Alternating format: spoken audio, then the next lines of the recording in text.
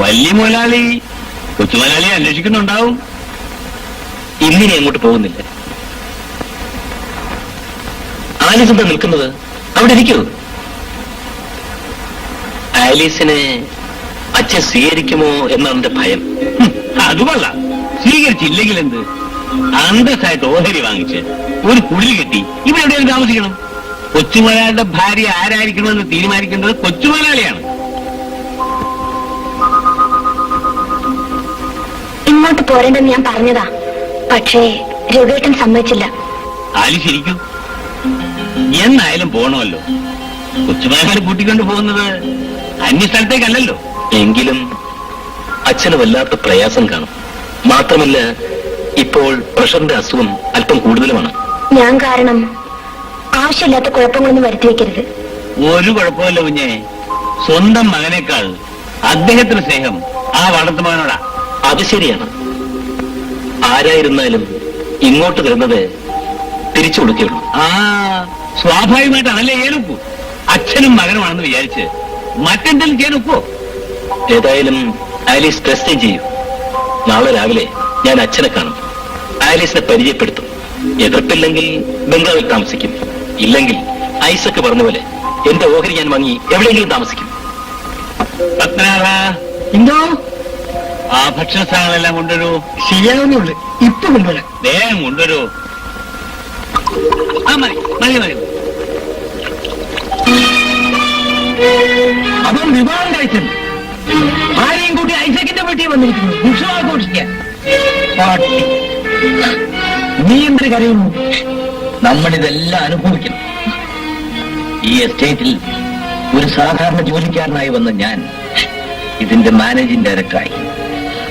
എന്റെ സ്വത്ത് മുഴുവൻ വിറ്റും കടപ്പെടുത്തിയുമാണ് ഞാൻ ഈ എസ്റ്റേറ്റ് വാങ്ങിയത്. ഇവിടുത്തെ മണ്ണിൽ എന്റെ വിയർപ്പിന്റെ ഗന്ധമുണ്ട്.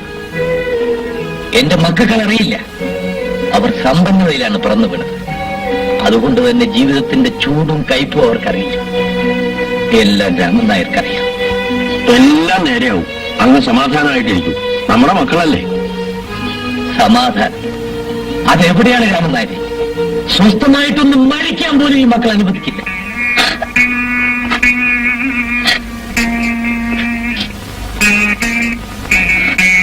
നമ്മൾ വിഡ്ഢികളാണ് സുഹൃത്ത്. മക്കളുടെ വരവും കാത്തിരിക്കുന്ന പമ്പര വിഡ്ഢികൾ.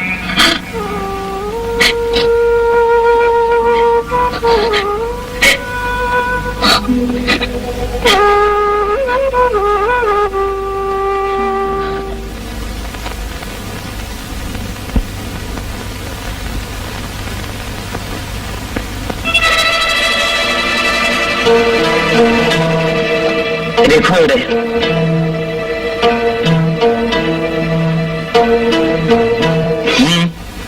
നീ എന്താ ഇവിടെ?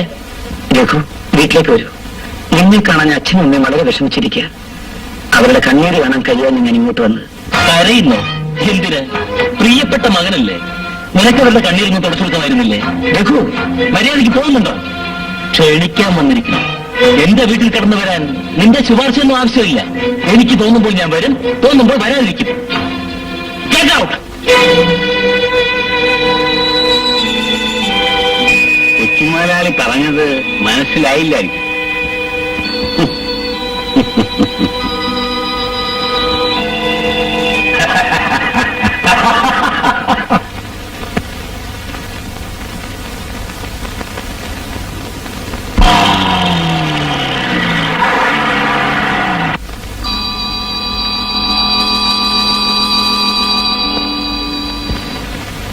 സാരി കീരി പൊട്ട കിട്ട്. ഇതേത് കഥാപാത്രം?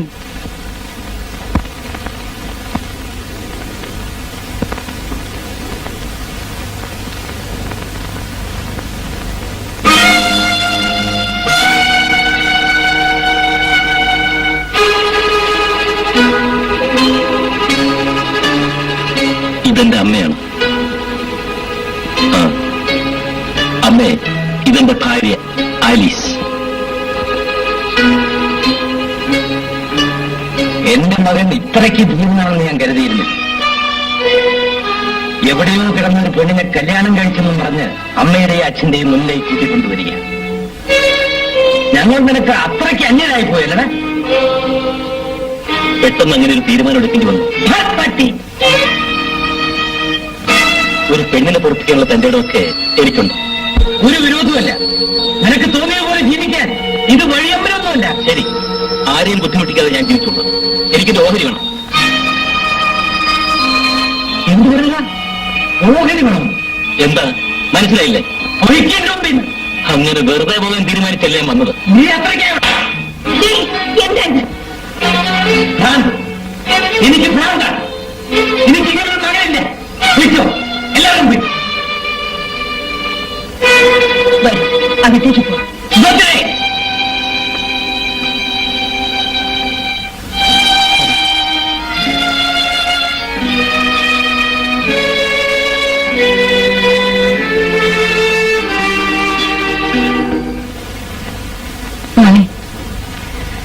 ഈ കുട്ടിയെ രഘുവിന്റെ മുറിയിലേക്ക് കൂട്ടിക്കൊണ്ടു പോകും.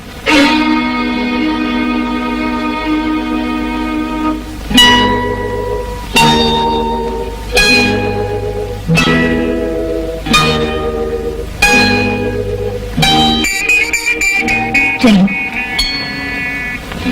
വരൂ.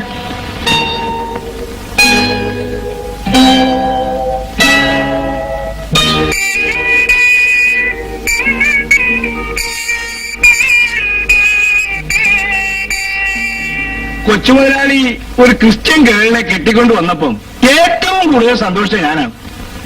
അതെന്താ? പെണ്ണിന്റെ വീട്ടിൽ നിന്ന് ബന്ധുക്കൾ അടുക്കള കാണാൻ വരുമ്പം അവർക്ക് ഡിന്നറും ഒക്കെ ഒരുക്കണ്ടേ? അവർ നിങ്ങളെപ്പോലെ ഹിന്ദുക്കളല്ലല്ലോ, ഞങ്ങളെപ്പോലെ ക്രിസ്ത്യാനികളല്ലേ. എന്തൊക്കെ മെനുവാ ഞാൻ മനസ്സിങ്ങനെ ആലോചിച്ച് വെച്ചിരുന്നത്. തന്റെ ഒരു മെനു എടോ, അത് ദിവാകരന്റെ മകൻ രഘുവാ. അവർക്ക് കുലവും ജാതിയൊക്കെ നോക്കണം. എന്നിട്ട് നോക്കിയല്ലോ, ഈ കാലത്ത് ജാതിയും ജീവി എന്ന് പറഞ്ഞാൽ എന്തോ തരാമെന്നായിരുന്നു. അയാൾ പെണ്ണ് വേണം, അതെന്റെ പോളിസി. എനിക്ക് ഈ ജാതി എന്ന് പറഞ്ഞാലേ ഒരു ഒന്നാന്തര ഡിഷ് പോലെ വിശക്കുമ്പോ എന്തെങ്കിലും ഒരു ഭക്ഷണം കഴിക്കണം. അതുപോലെ എനിക്ക് ജാതി. തന്നോട് സംസാരിച്ചുകൊണ്ടിരുന്നാലേ ചിലപ്പോ ഞാനും ക്രിസ്ത്യാനിയായിപ്പോ. കൊച്ചുമുതലാളിയുടെ കല്യാണം കൊണ്ട് നമുക്കൊരു വലിയ ചാൻസ് നഷ്ടപ്പെട്ടു. നമ്മുടെ മില്ലർ സാഹിബിന്റെ കാലത്തെ പോലെ നല്ല ഒന്നാം ക്ലാസ് ലഞ്ചും കിഞ്ചും ഒരുക്കാമായിരുന്നു. വലിയ മുതലാളി അത് സമ്മതിച്ചതായിരുന്നു. ഓ, അപ്പൊ തനിക്ക് അതാണ് സങ്കടം അല്ലേ? അങ്ങനെ നിസാരമാണോ? എന്റെ കണ്ണുനീര് ആര് കാണാനാ? ഇഡലി ദോശ കിശ കൂടിപ്പോയ ഒരു ചപ്പാത്തി അത്രയല്ലേ ഉള്ളൂ. മനസ്സ് കുളിർക്കെ ഒരു ഡിഷ് ഉണ്ടാക്കിയ കാലം മറന്നു. ഇങ്ങനെ നോക്കിയേ, ചട്നി കിഡ്നി അരിച്ച് കയ്യിൽ തഴമ്പ് പിടിച്ചു. മില്ലർ സാഹിബിന്റെ കാലത്തെല്ലാം പെപ്പർ സാൾട്ട് സാസ് തിന്നുന്ന കൈയോട് കിടന്ന കട്ടിയും ഫോർക്കും വെച്ച് പിടിപിടിച്ചാൽ മതി. താൻ തനിയായിരുന്നു പിടിച്ചോ, എനിക്ക് വേറെ ജോലിയുണ്ട്. കാണിയെ പറയണോ? പരമ ദുഷ്ടൻ.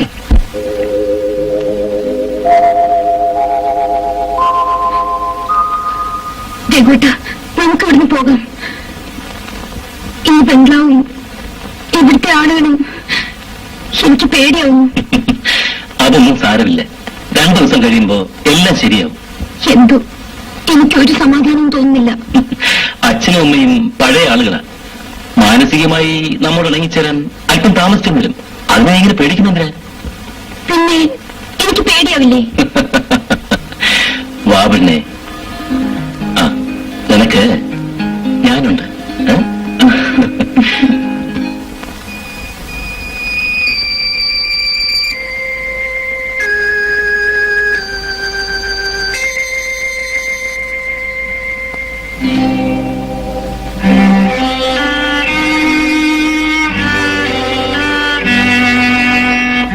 എന്റെ മൂത്ത മകന്റെ കല്യാണത്തെക്കുറിച്ച് എനിക്ക് ചില കണക്കൂട്ടലുകളൊക്കെ ഉണ്ടായിരുന്നു. എന്തെല്ലാം സങ്കല്പങ്ങളായിരുന്നു. എല്ലാം തകർന്നത് ഒരു നിമിഷം കൊണ്ടാണ്. ഇനി അതൊക്കെ ഓർക്കാതിരിക്കുന്നത് നല്ലത്. കഴിയുന്നില്ല സുഭദ്രേ. എന്റെ മനസ്സിന് വല്ലാത്തൊരു പ്രയാസം പോലെ. വരൂ, എന്തെങ്കിലും കഴിച്ചിട്ട് കിടക്കും.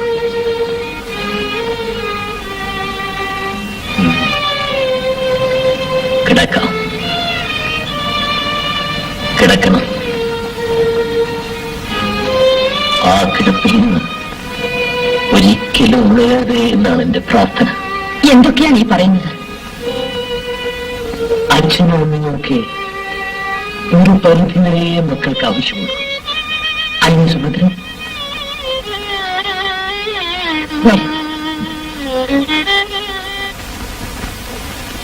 ചേട്ടന് ഇഷ്ടപ്പെട്ട ഒരു പെണ്ണിനെ ചേട്ടൻ വിവാഹം ചെയ്തു. അതിലെന്താണ് തെറ്റ്? ഓരോരുത്തരും അവരവർക്ക് ഇഷ്ടപ്പെട്ടവരെ തന്നെ തിരഞ്ഞെടുക്കണമെന്നാണ് എന്റെ അഭിപ്രായം. അത് ഞാൻ സമ്മതിച്ചു. പക്ഷേ വളർത്തിയെടുത്ത മക്കളെ കുറിച്ച് അച്ഛനമ്മമാർക്കുള്ള പ്രതീക്ഷകളൊക്കെ ഉണ്ടാവും. അത് മക്കൾ മനസ്സിലാക്കണം. അപ്പൊ നിങ്ങൾ അച്ഛനും അമ്മയ്ക്കും വേണ്ടിയാണോ വാദിക്കുന്നത്? ആർക്കു വേണ്ടിയുമല്ല, ഞാൻ എന്റെ അഭിപ്രായം പറഞ്ഞെന്ന് മാത്രം. ഈ വിവാഹത്തെ കുറിച്ച് അച്ഛനോട് നേരത്തെ പറഞ്ഞിരുന്നെങ്കിൽ അദ്ദേഹം നടത്തി കൊടുക്കുമായിരുന്നു എന്റെ വിശ്വാസം. അച്ഛന്റെ മുഖത്ത് നോക്കി പറയാനുള്ള ധൈര്യം ചേട്ടൻ കാണിച്ചില്ല. വെറുതെ പ്രേമിച്ച് നടന്നാ പോരാ, പ്രേമിക്കുന്നതിന് കുറെ ധൈര്യം കൂടെ വേണം. നിങ്ങളായിരുന്നെങ്കിൽ അത് പറയുമോ? സ്നേഹിക്കുന്ന പെണ്ണിനെ കുറിച്ച് പറയാൻ ഞാൻ എന്തിനു പേടിക്കണം?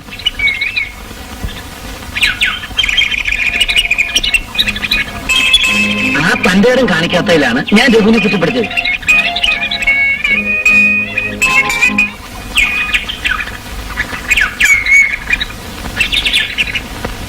എന്നെ കുറിച്ചാണല്ലോ അങ്ങയുടെ പരാമർശം. ഞാനില്ലാതെ ഒരു സബ്ജക്റ്റ് ഇല്ലല്ലേ? ഞങ്ങളുടെയൊക്കെ ജീവിതത്തിൽ പറയാൻ എന്തിരിക്കുന്നു? അഡ്വഞ്ചേഴ്സുള്ള ജീവിതത്തെ കുറിച്ച് പറയാനല്ലേ സുഖമുള്ളൂ. അത് പറയാൻ നീ ആരാ? അത് അച്ഛനോട് ചോദിച്ചാൽ മതി. ചേറിൽ കിടന്ന ഇവനെയൊക്കെ പിടിച്ച് മെത്തേക്കെടുത്ത് ആ അച്ഛനെ പറഞ്ഞാൽ മതിയില്ല. രഘു, അച്ഛനെ അമ്മയും നിനക്കിപ്പോ തീരെ പിടിക്കാതായി അല്ലേ? ഓഹോ, വളർത്തുമകന് വേണ്ടി വക്കാലത്ത് പറയാൻ വന്നായിരിക്കും. നീ എന്തൊക്കെയാണ് രഘു പറയുന്നത്? വേണുവിനെ ഒരു സഹോദരനായിട്ട് കാണാൻ നിനക്ക് ഇനിയും കഴിഞ്ഞിട്ടില്ലേ? സഹോദരൻ? ഞങ്ങളുടെ അവസാന കാലത്ത് ഒരു തുള്ളി വെള്ളം തരാം. ഇവനെ കാണും.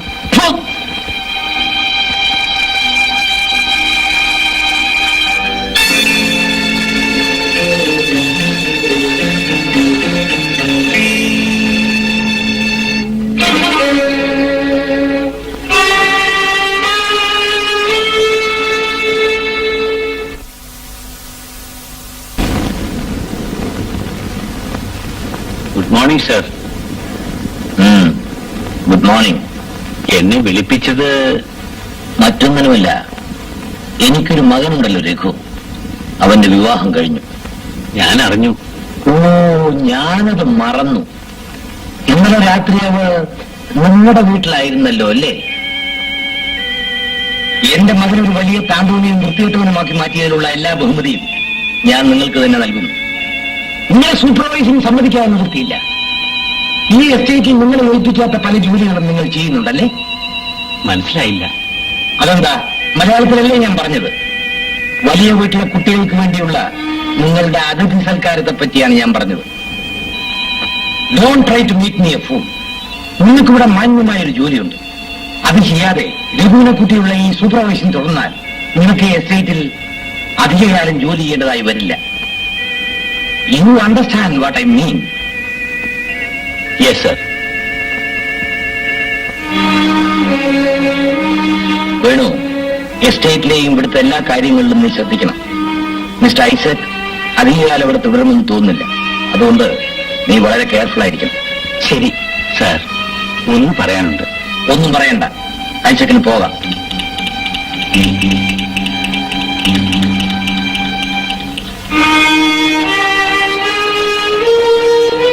വേണു, നീ അടുത്തു വരൂ. എന്റെ കാലശേഷം ഈ സ്വത്തെല്ലാം നശിപ്പിക്കുന്നതിന് മകൻ തന്നെയായിരിക്കും. സുഭദ്ര ഒരു അനാഥയെപ്പോലെ ഇവിടെ കഴിയേണ്ടി വരും. അതും നീ അനുവദിക്കരുത്. ഒരിക്കലുമില്ല. എനിക്ക് ഈ ജീവിതം തന്ന അങ്ങ് എന്റെ ദൈവമാണ്. അങ്ങ് പറയുന്ന എന്തും ഞാൻ അനുസരിക്കും. സുഭദ്രയെയും തുളസിയെയും ഞാൻ നിന്നെയാണ് ഏൽപ്പിക്കുന്നത്. അവർ വേദനിക്കാൻ നീ ഒരിക്കലും അനുവദിക്കരുത്.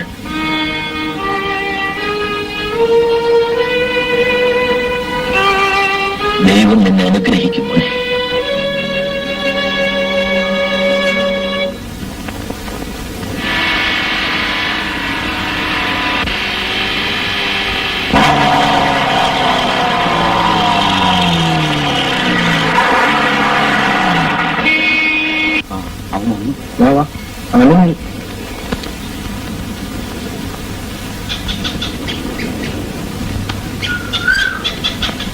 എന്ത് പറ്റി സാറേ? ഈ കാറിങ്ങിലിട്ട മറ്റുള്ളവർക്ക് പോകണ്ടേ? പറയുന്നത് കേട്ടാ തോന്നും ഈ എസ്റ്റേറ്റ് മുഴുവൻ അങ്ങയുടേതാണെന്ന്. എസ്റ്റേറ്റ് ആരുടെയെങ്കിലുമായിട്ട് യാത്ര ചെയ്യണമല്ലോ. ഒരുപാട് യാത്ര ചെയ്തല്ലോ സാറേ, ഇനി ഇത്തിരി നടന്നാലും കുഴപ്പമൊന്നുമില്ല. അത് തീരുമാനിക്കേണ്ടത് നീയാണോ? നീ എന്നെ വിളിക്കരുത്. ഹ, ഒന്ന് പോടാ. എടാ പോടാന്ന് വിളിക്കുന്നത് ചെലവിന് കൊടുക്കുന്നവരെ മതി. ഇപ്പൊ നിന്നെയൊക്കെ അങ്ങനെ വിളിക്കാനാണ് ഞാൻ തീരുമാനിച്ചിരിക്കുന്നത്.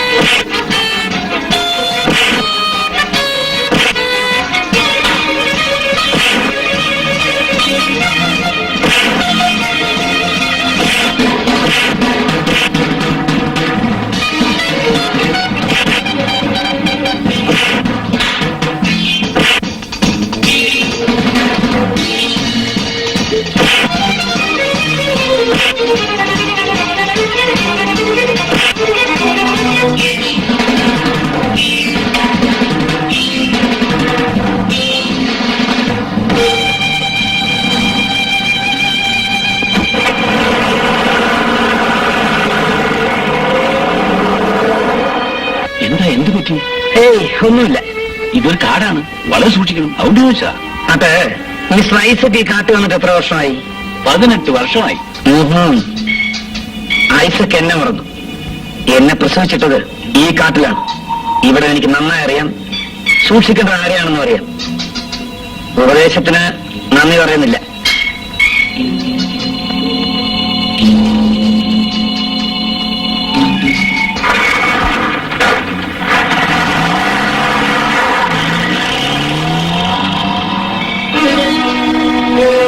ഇത് ഭീരുത്വല്ലെങ്കിൽ പിന്നെന്താണ്?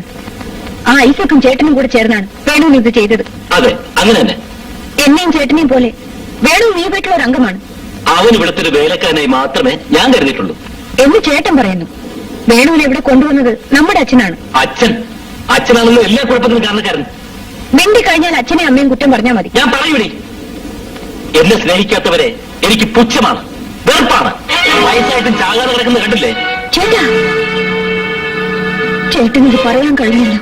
ഇത്തരം ഒരു അച്ഛനും അമ്മയും ഒരിടത്തും ഒരു മക്കൾക്കും ഉണ്ടായതെന്നാണ് എന്റെ പ്രാർത്ഥന. ആ പാവം അച്ഛനും അമ്മയ്ക്കും ചേട്ടനെ പോലൊരു മകൻ ഉണ്ടായതിലാണ് എനിക്ക് സങ്കടം. എന്തു പറഞ്ഞടി? തൊട്ടുപോകരുത്. അത് പറയാൻ നീ ആരാ? ആരെങ്കിലും ആയിട്ട് തുടരുന്നാ പറഞ്ഞത്. മാസ്റ്റർ. ഓഹോ, എല്ലാരും കൂടി ചേർന്ന് കരുതിക്കൂട്ടിയുള്ള പ്ലാനാണ് അല്ലേ? നിനക്കിവിടെ തനിക്ക് ജീവിക്കണമെന്നാണോ? ഞാൻ പോയേക്കാം. അതിനു മുമ്പ് എന്റെ ഓഹരി തരണം. ഓഹരി വാങ്ങി പിരിഞ്ഞു പോകാൻ എളുപ്പമാണ് മോനെ. പക്ഷേ അമ്മയുടെയും അച്ഛന്റെയും മനസ്സിൽ നിന്ന് ഇറങ്ങിപ്പോകാൻ ഒരു മക്കൾക്ക് സാധിക്കില്ല. സുഭദ്രേ,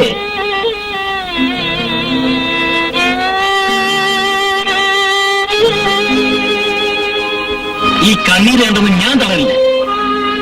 രഘുവിനെ നിങ്ങളാരും മനസ്സിലാക്കിയിട്ടില്ല.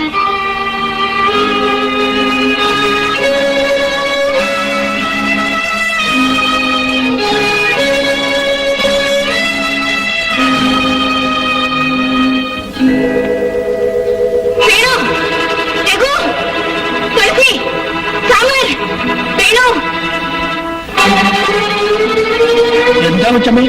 അദ്ദേഹത്തിന് തീരെ സുഖമില്ല. എന്താണമ്മേ? എന്തുണ്ടായി? അച്ഛന് തീരെ സുഖമില്ല മക്കളെ. വാമോനെ.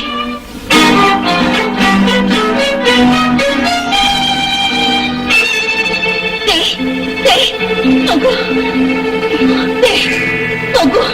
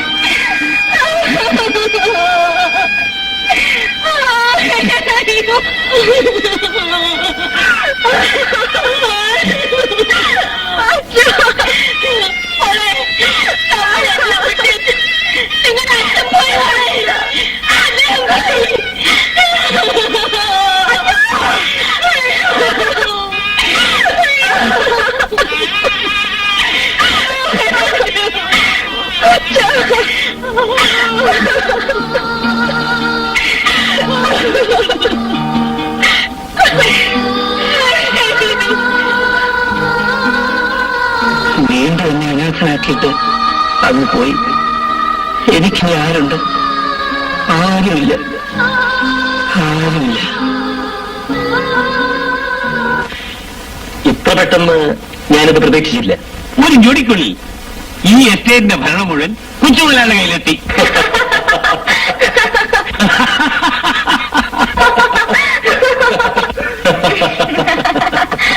വേണു ഇനി കൊച്ചുമുതലാളിയുടെ മുമ്പിൽ വേറെ ഒരു പട്ടിയെ പോലെ ആയിരിക്കും. ഒന്ന് ജൊടിച്ചാൽ അവൻ വാലാട്ടി നിൽക്കും. ഞാൻ വരച്ച വരയ്ക്ക് എല്ലാരും എന്റെ ചെൽപ്പടിക്ക്. There you are.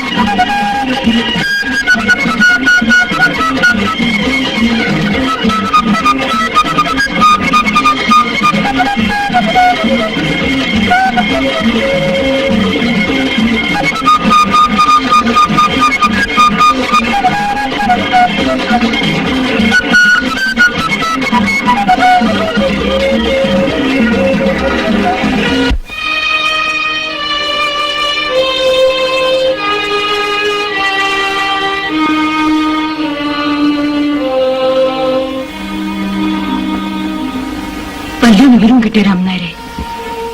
അന്വേഷിക്കാമെന്ന് മുഴുവൻ ദിക്കിലും അന്വേഷിച്ചു. വേണുവിനെ പറ്റി യാതൊരു വിവരമില്ല. അവനെല്ലാം അദ്ദേഹമായിരുന്നു. അദ്ദേഹമില്ലാത്ത ഈ ബംഗ്ലാവിലേക്ക് വരാൻ അവൻ ഇഷ്ടമില്ലായിരിക്കും. പക്ഷേ അവനെ സ്നേഹിച്ച ഈ അമ്മയെ മറക്കാൻ അവൻ എങ്ങനെ കഴിഞ്ഞു?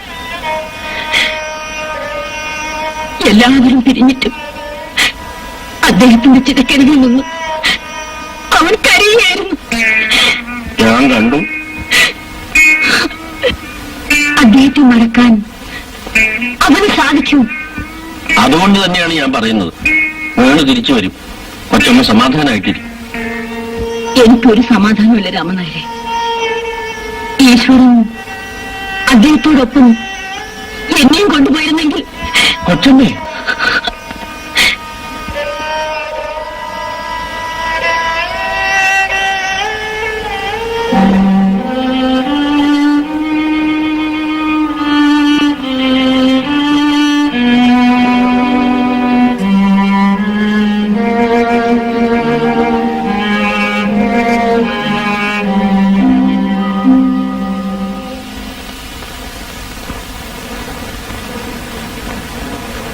അമ്മേ, കാപ്പി. എനിക്ക് വേണ്ട മോളെ. ഈ കാപ്പിയെങ്കിലും കുടിക്കുമേ. ഇവിടെ ആരും ഒന്നും കഴിക്കുന്നില്ല. ഇതെങ്കിലും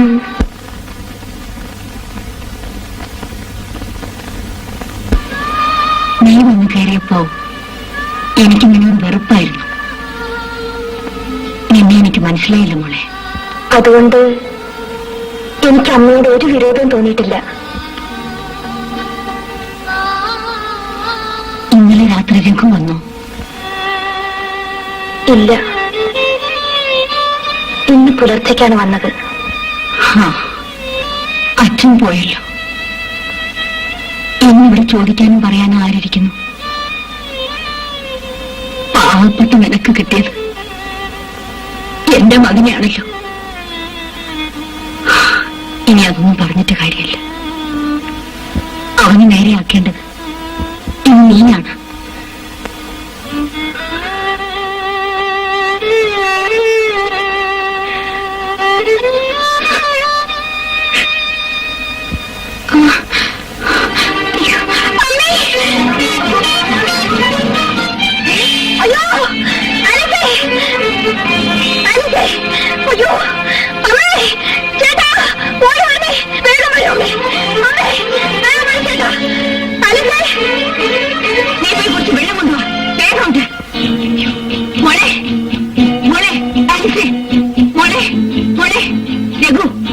ഡോക്ടറെ വിളിക്ക്.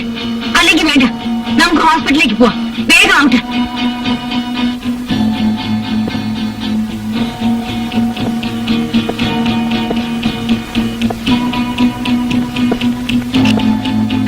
എങ്ങനെയുണ്ട് ഡോക്ടർ? എക്സ്റേ ഉടനെ എടുക്കണം. അത് കഴിഞ്ഞ് എന്തെങ്കിലും പറയാൻ കഴിയും. പേടിക്കണ്ട, എക്സ്റേ എടുക്കാനുള്ള ഏർപ്പാട് ഞാൻ ചെയ്യുന്നുണ്ട്. വീണത് കൊണ്ട് എന്തെങ്കിലും? വീഴാതെ സൂക്ഷിക്കേണ്ടിയിരുന്നു. Because she is pregnant. Don't worry.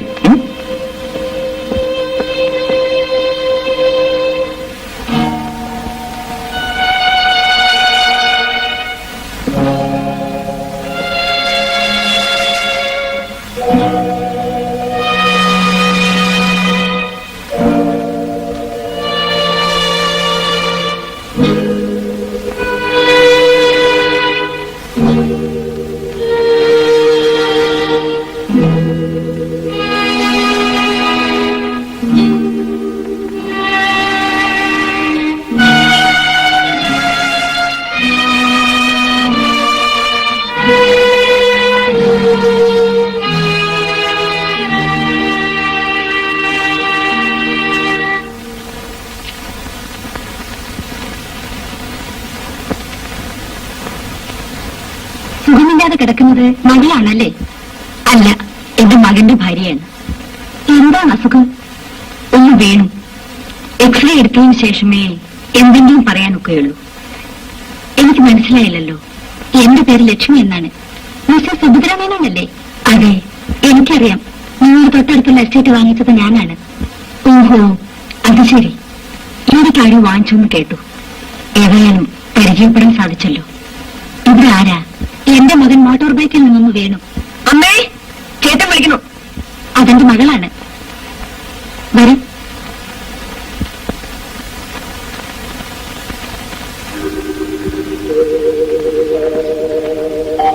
അമ്മയുടെ ഞാൻ വിളിക്കാം. കൈ തകർന്നു പോയെന്നാണ് കരുതിയത്. എക്സ്റേ എടുത്ത് നോക്കിയപ്പോ ഒരു ഫ്രാക്ചർ മാത്രമേ ഉള്ളൂ. ഭാഗ്യം. അമ്മേ,